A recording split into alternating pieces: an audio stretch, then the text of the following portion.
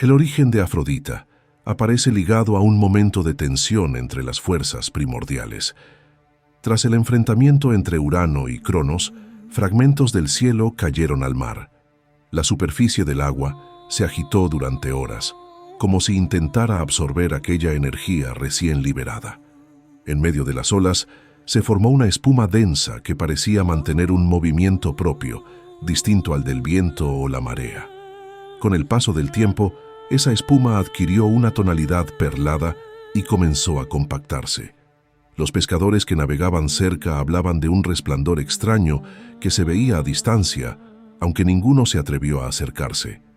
Lo que nadie sabía es que dentro de aquella sustancia se estaba gestando una figura humana, una presencia que no tenía precedente entre dioses ni mortales.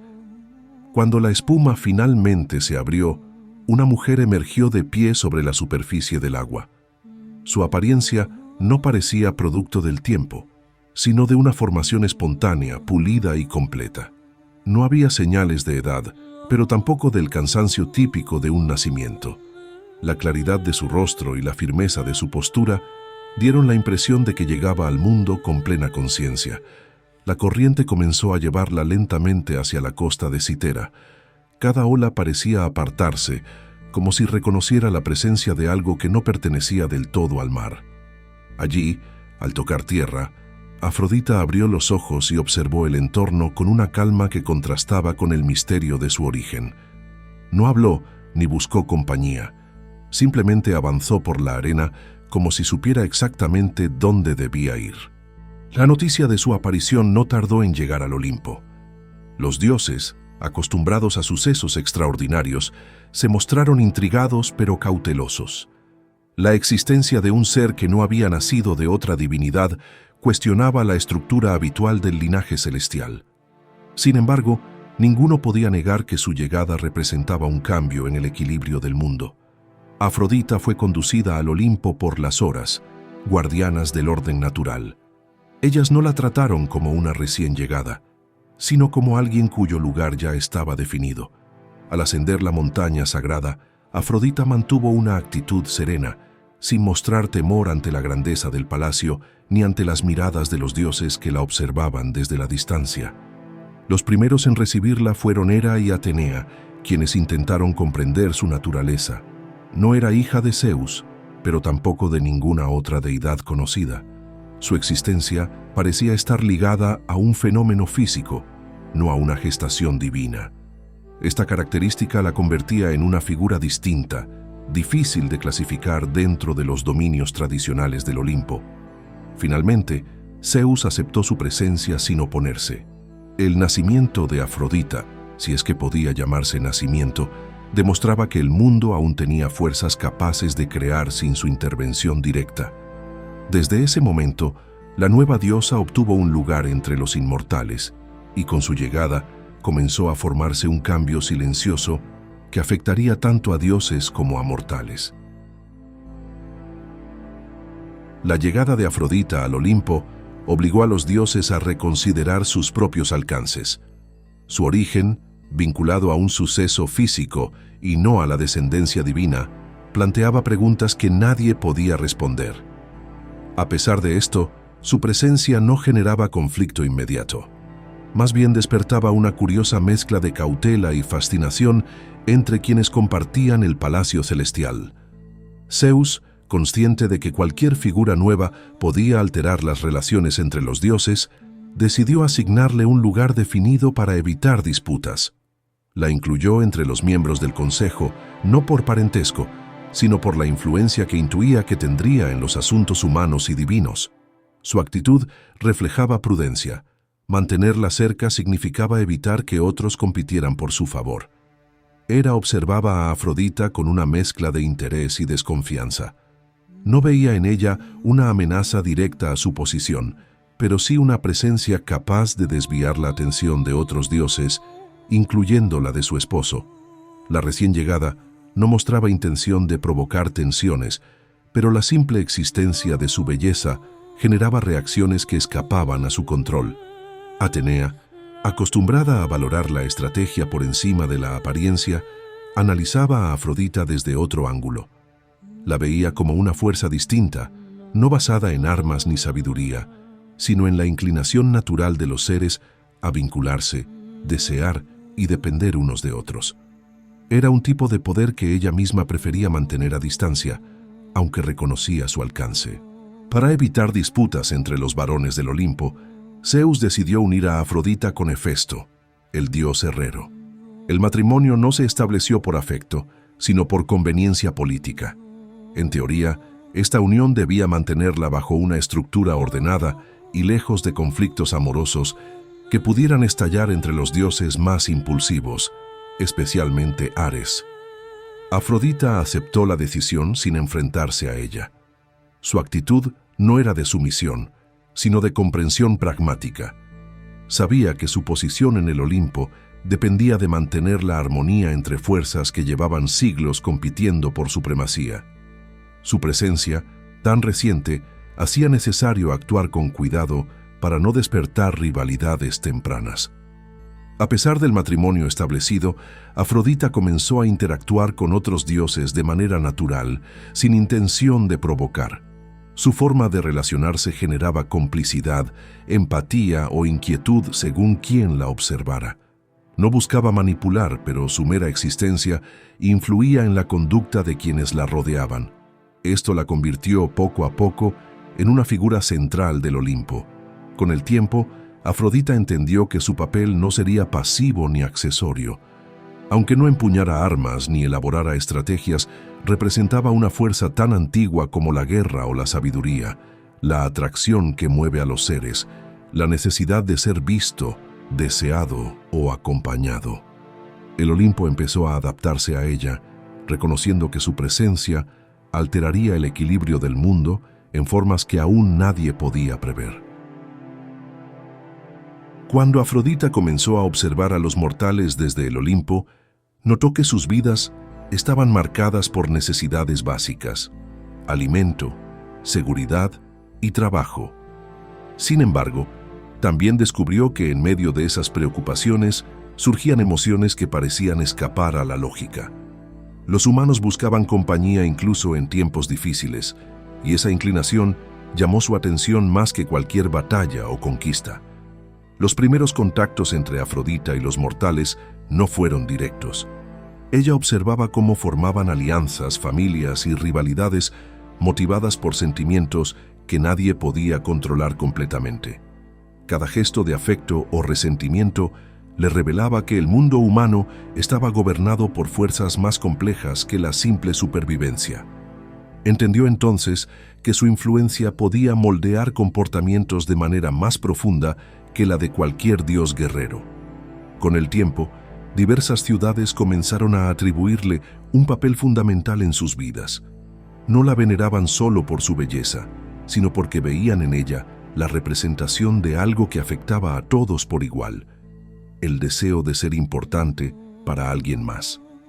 Templos y pequeños altares empezaron a aparecer sin que ella los pidiera, construidos por personas que buscaban mejorar su suerte en relaciones, matrimonios o alianzas. Afrodita observaba esto sin intervenir directamente, pero su presencia era percibida en los cambios sutiles de la conducta humana. Un marinero podía decidir regresar a casa antes de tiempo para ver a su familia, o un gobernante podía evitar una guerra movido por la conexión con quienes lo esperaban. No eran milagros, sino inclinaciones que se fortalecían sin que los mortales entendieran por qué. A diferencia de otros dioses, Afrodita no exigía sacrificios elaborados. Las ofrendas más comunes eran flores, perfumes o pequeñas esculturas hechas a mano, objetos que representaban afecto más que devoción. Esto hizo que su culto se extendiera con rapidez, porque no dependía de la riqueza, sino de la capacidad emocional de cada individuo. Su nombre empezó a circular como símbolo de unión en tiempos de conflicto. Las comunidades costeras fueron las primeras en desarrollar ceremonias en su honor, recordando que había surgido del mar. Los pescadores la relacionaban con la calma de las aguas al amanecer y con la sensación de alivio que sentían al regresar a tierra firme.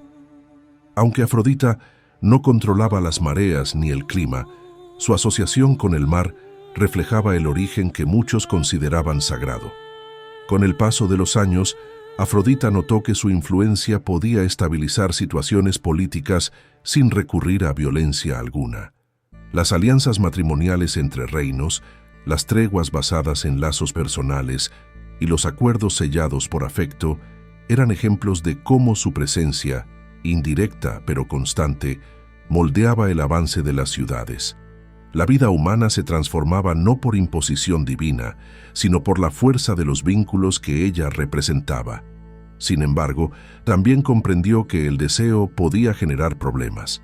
La misma energía que unía a las personas podía provocar celos, traiciones y conflictos internos.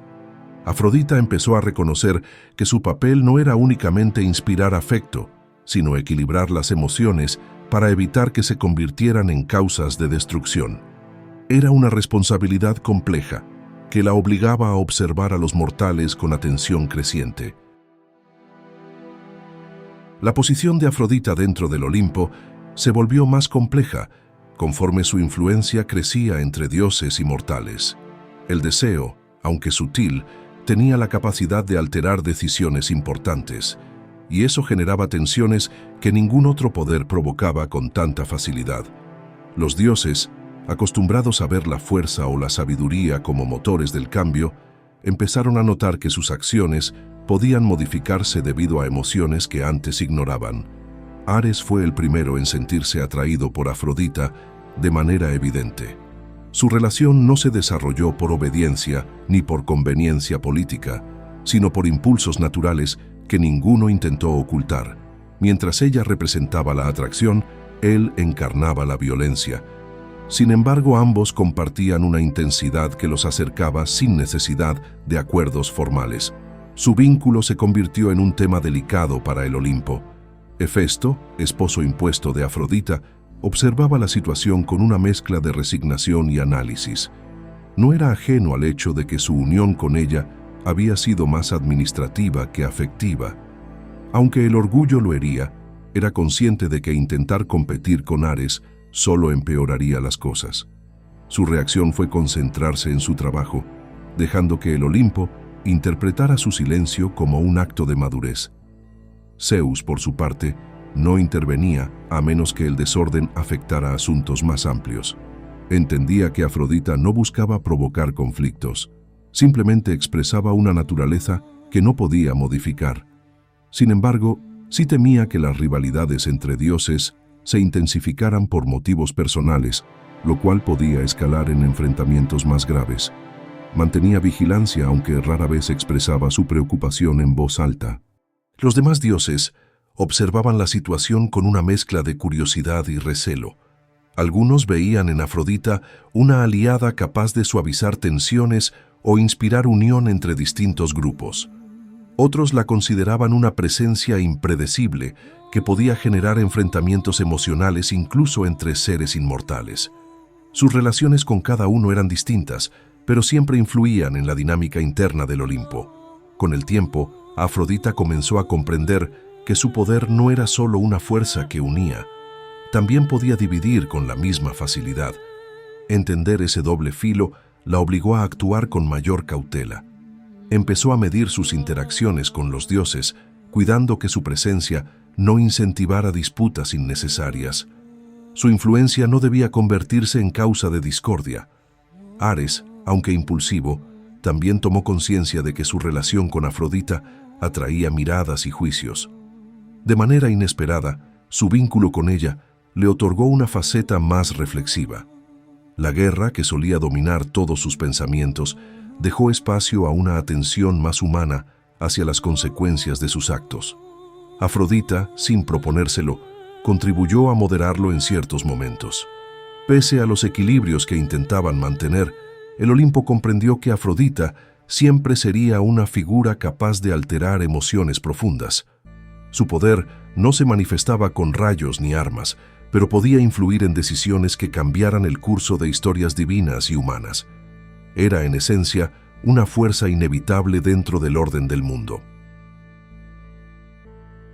Con el paso de los siglos, Afrodita se dio cuenta de que su influencia en los mortales era más persistente que la ejercida por la mayoría de los dioses.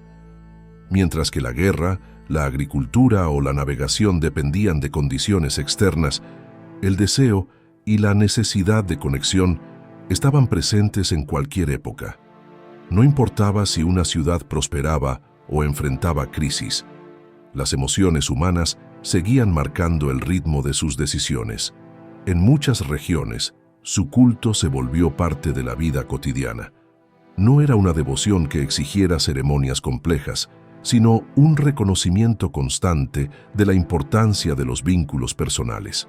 Las parejas dejaban pequeñas ofrendas, los viajeros pedían protección para reencontrarse con quienes amaban, y los gobernantes buscaban estabilidad a través de alianzas cimentadas más en afecto que en conveniencia. Con el desarrollo de nuevas ciudades y culturas, la figura de Afrodita adoptó nombres distintos, pero mantuvo la misma esencia. A veces era representada como símbolo de fertilidad, otras como imagen de belleza y en ocasiones como guardiana de las relaciones humanas. Cada reinterpretación reflejaba las necesidades de la sociedad que la adoptaba, demostrando que su influencia podía adaptarse sin perder su fundamento. Entre los dioses, su presencia se volvió parte del equilibrio natural del Olimpo. Pese a los conflictos que había generado en el pasado, la mayoría comprendió que su papel era tan necesario como el de cualquier otra deidad. El orden del mundo no podía sostenerse únicamente en la fuerza, la sabiduría o la justicia. También dependía de las emociones que daban sentido a la existencia de mortales e inmortales. Afrodita comenzó a observar el mundo con una perspectiva más amplia. Entendió que el deseo no era un impulso caótico, sino una energía que orientaba a los seres hacia la convivencia, la continuidad y la construcción de vínculos duraderos. Incluso cuando surgían conflictos, esos mismos sentimientos permitían reconciliaciones y renovaciones que fortalecían a las comunidades. A veces, la diosa caminaba entre los mortales sin que la reconocieran. No buscaba adoración, sino comprender cómo evolucionaban sus emociones con el paso del tiempo. Veía cómo los cambios en la sociedad transformaban la manera en que las personas se relacionaban, pero también comprendía que la base seguía siendo la misma: la necesidad de significar algo para alguien más. El Olimpo, aunque distante, aprendió que Afrodita actuaba como un puente entre mundos. No era solo una figura simbólica, era una presencia que recordaba a los dioses que incluso ellos estaban sujetos a fuerzas que no podían controlar por completo.